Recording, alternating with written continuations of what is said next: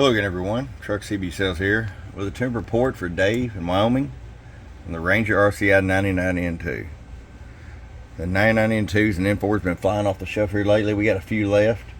I'm not sure when we'll have some more, so I'm glad he's able to grab one up, Dave. Let's just go ahead and get right to it. RF power all the way down. 100-watt slug.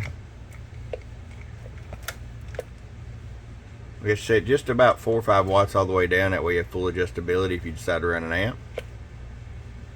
50 all the way up. Now average power swing. Low. Slams 100-watt slug, so let's go to 250-watt scale in average.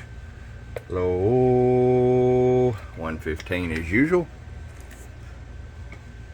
Hello, hello, hello, hello, hello, hello, hello. 250 PEP.